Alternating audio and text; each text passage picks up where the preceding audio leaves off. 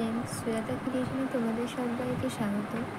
শরীর খুব খারাপ, এত খারাপ বলার কথা না, মানে এত জ্বর, 103 জ্বর এরকম, আমি পাচ্ছি না, এত জ্বর। আমি জানি না ভিডিও করতে পারবো কি না, কারণ আমার জ্বর হলে মানে 1 সপ্তাহ তো লাগবেই ঠিক হতো। তোমরা আমার পাশে থাকো, আমার খুব খারাপ লাগছে যে আমি ভিডিও দিতে পারবো কি না, মানে এত শরীর খারাপ হবে আমি বুঝতেই পারিনি।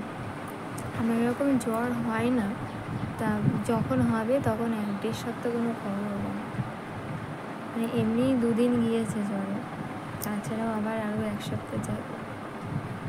সকাল হয়েছে, মানে গা গরম তো, তার জন্য মা একটু ছোলা মিছরির জল এইসব দিচ্ছিল। তা যাই হোক, আমি ওষুধটা খেলাম, ওষুধটা খাওয়ার পরে মা মেথির জল দিল, মেথি না মিছরির জল দিল, সেটা খেলাম।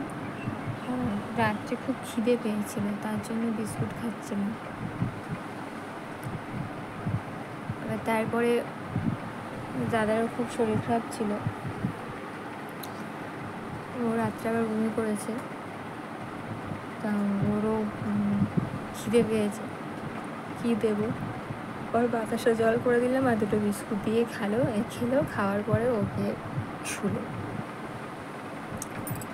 শোয়ার পরে এখন একটু ঘুমাচ্ছে। যাই হোক, বিছনার অবস্থা দেখো, তাই জন্য নাইটিটা পাল্টে দিন না, তোমাদের সঙ্গে একটু গল্প করিনি, ভালো লাগছে না।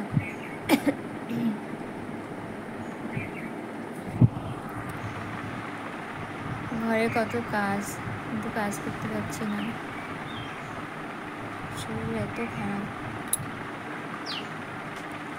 চুলটা যেন বাসা হয়েছে, পাখির বাসা। এমনি সবাই আমার চুলকে কী বলে জানো, ম্যাগি, এবং গোটানো। আমার যারা তো আমার চুলটাকে খুব পছন্দ করে, কিন্তু আমার ভালো লাগে না, একটু ভালো লাগে না আমার চুল, ভীষণ বদমাইশ চুল।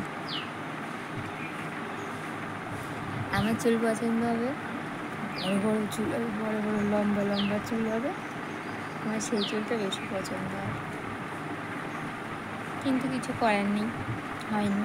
আমার দিদির চুল কিন্তু আবার লম্বা, দিদির চুল লম্বা, আমার চুলে করবে না, আমার মার চুলও করবে না। আমার দিদির চুল আমার ঠাম্মা পিসিদের মতো হয়েছে, আর আমার চুল আমার মার মতো হয়েছে। আমার দিদির ননদ দিদিভাই আমার মার চুলকে বলে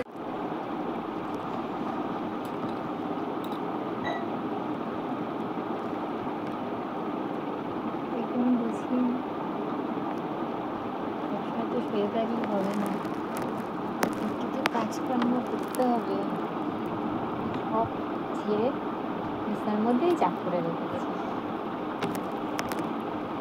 গা কি ব্যথা হয়েছে, এত ব্যথা হয়েছে, এটা বলে বলবো না। মা বলছে দাঁড়া, তো নিম পাতা রস খাবো, কি তোমার ভালো লাগে না খেতে? কটা বিছনার চাদর পেতেছি পুরো, ইস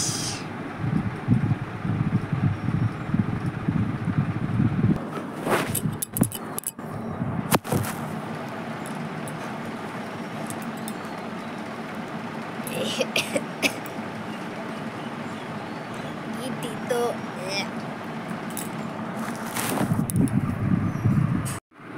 মা ঘি আলু ভাতে দিচ্ছিল, আমি আলু ভাতে নিইনি, আমার ভালো লাগছে না কিছু খেতে, তাই শুধু ঘি দিয়ে আর নুন দিয়ে খাচ্ছি।